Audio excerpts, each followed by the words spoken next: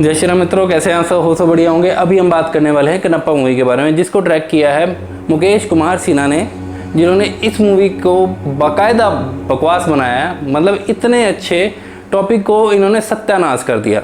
Movie में देखने लायक कुछ भी नहीं है, चाहे सीजीआई ले लो, चाहे स्टोरी स्क्रिप्ट इनकी द्वारा बनाई गई ले लो, या फिर इनका कोई भी काम ले लो, चाहे एक्शन ले लो, कुछ भी देखने लायक नहीं है।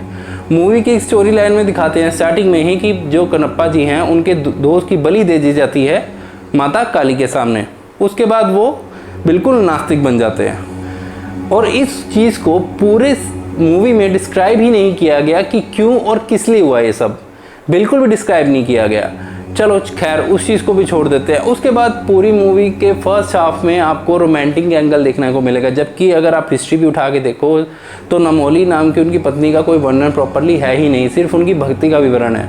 इन्होंने अपनी तरफ से एक करैक्टर निकाला है और उसके बाद इन्होंने जो उनकी लव स्टोरी दिखाई है इतने वियर्ड वे में दिखाई है। अगर आप धार्मिक मूवी दिखा रहे हो तो आप अच्छी चीज़ तो दिखा सकते हो। वो पहली बार उनको कहाँ मिलते हैं, नहाते हुए देखते हैं उनको।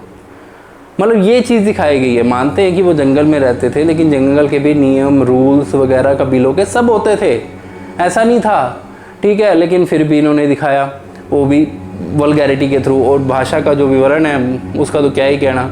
और जो एक्शन सिक्वेंसेस है, जो इनकी एक्शन सिक्वेंसेस दिखाए हैं वो भी पैथेटिक है।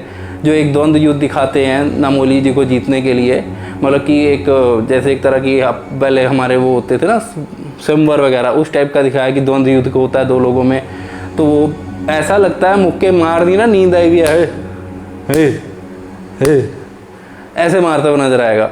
मतलब इतना पैथेटिक लगता है। उसके बाद चले जाते हैं सेकंड हाफ पे। सेकंड हाफ में भी कोई एक्स्ट्रा ऑर्डिनरी चीज़ देखने को नहीं मिलेगी, ना ही उनके सिस्टर को डिस्क्राइब किया जाएगा। एंड में जब दिखाने की कोशिश करते हैं कि जो शिव और पार्वती हैं, शिव का रोल निभाया है अक्षय कुमार ने, जो कि बहुत ही गलत रोल चूज़न है, बिकॉज क्योंकि उसने ऑलरेडी महादेव का इंसल्ट किया। हालांकि उन्हें इंसल्ट करने वाला होता कौन है, फिर भी उसने अपनी तरफ से पूरी कोशिश की ओ माई गॉड टू में कि उनकी इंसल्ट हो। इतना कुछ करने के बाद भी उसको शिवजी का रोल दिया और लिटरली जच नहीं रहा था। काजल अग्रवाल की वॉइस डबिंग थी या उनके ओरिजिनल थी, बिल्कुल भी सूट नहीं कर रही थी।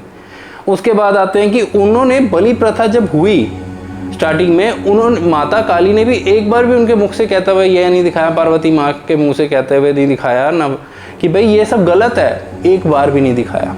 जबकि उसको ये जस्टिफाई करने का काम कर रहे हैं मूवी के अंदर। मूवी में इतना कुछ गलत दिखाया गया है। एक सीन दिखाते हैं जहाँ पे दिखाया है कि जो कनप्पा जी हैं वो पूर्व जन्म में अर्जुन थे, जहाँ पे इसका भी कोई विवरण नहीं है।